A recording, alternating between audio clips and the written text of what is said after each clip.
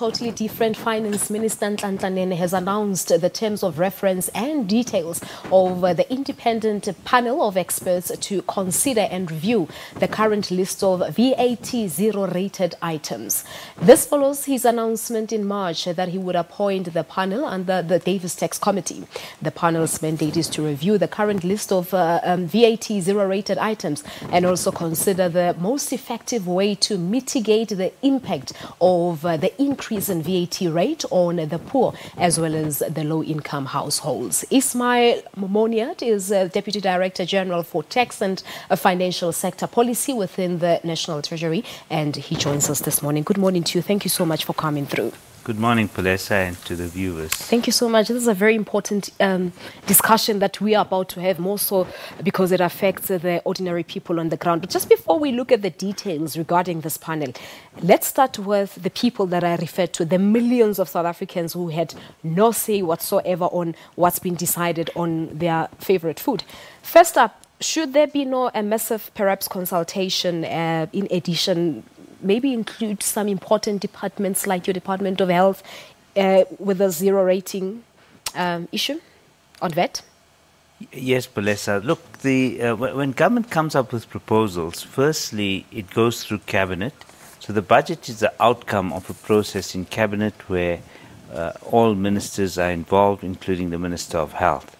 Further, I think if you look at the panel, there is a representative from the Department of Health, okay, Ms. Nhlanhla Nene, who will be part of the panel. Precisely, I think, to brief us, or to brief the panel on issues of what are healthy foods,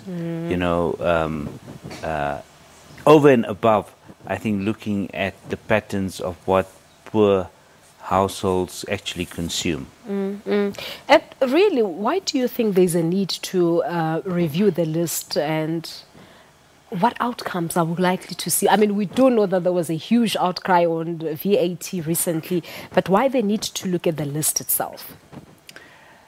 Look, the list is an old list of various products, so 19 food items plus paraffin and a few others. And this list is more than 20 years old. I think the idea was that we wanted to see whether this list is still appropriate, so the panel will be reviewing. Are those foods still consumed by poor households? The masses, yeah. Secondly, are there new products that should be included? Because, there's been a change in taste and people are consuming more of some product.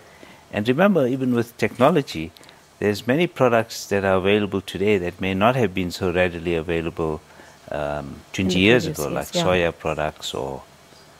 All right. So as it is now, how many food items do we have on the list? Is it 19? It's 19. All right. So meaning the panel might consider expanding the list? Yes. They'll look at whether they should expand the list. They'll look at whether they should replace current items with others. Whether they can... for example, sharpen some of the categories, because let me give you an example.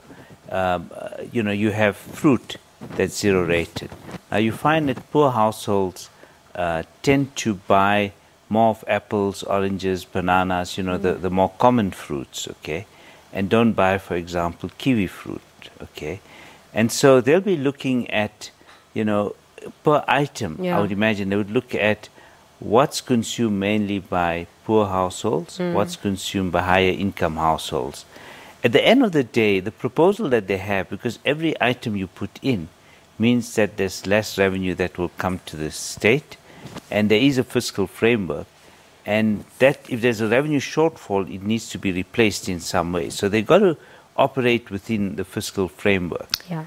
Okay. I mean, tax is not something people readily like to pay. I think like for anything, people like the consumption side, people like government spending money, but it's got to be funded. But one would imagine that the focus really has to be on the people because it is for the people. Will there be interactions with the ordinary people as to hear what is consumed, how much, for example?